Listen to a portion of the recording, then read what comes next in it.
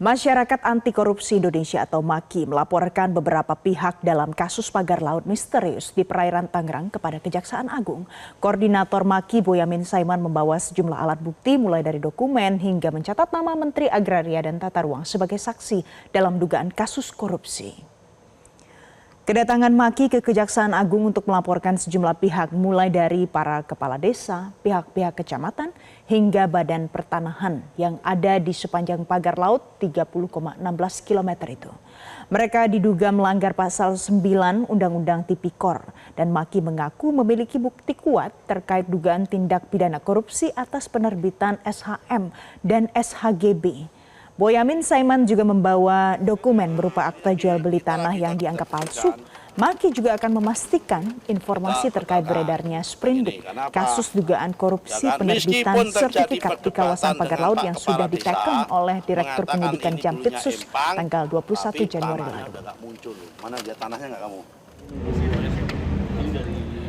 Sebelumnya pemirsa, MAKI juga membuat laporan di KPK 23 Januari. Terkait dugaan korupsi penerbitan SHGB SHM area pagar laut Tangerang, Banten. Dan saat ini KPK masih memverifikasi laporan itu dan selanjutnya ditelaah untuk menentukan perlunya pengumpulan bahan keterangan atau tidak. Saya datang ke sini dalam rangka ada dua hal sebenarnya.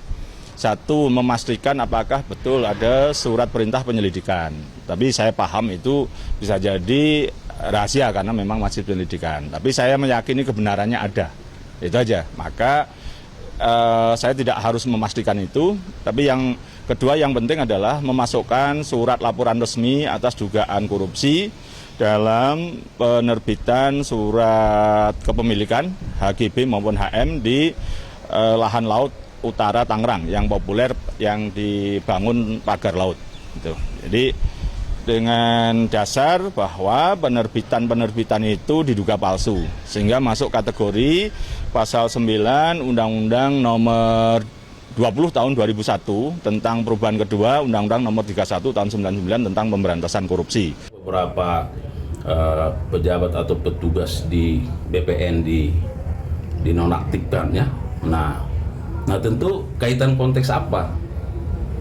Nah apakah dalam kaitan itu, apa misalnya dalam konteks pemalsuan, apa tidak profesional dalam menjalankan jabatannya, apakah ada suap dan seterusnya. Nah ini nanti yang kita lihat. Yang ketiga, apakah benar surat yang disinyalir ya, yang disampaikan oleh rekan-rekan media? Iya.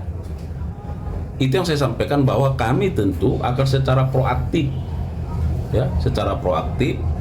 sesuai kewenangan kami ya melakukan pengumpulan bahan data keterangan karena ini sifatnya penyelidikan, kan ini kan belum pro justisi ya kan.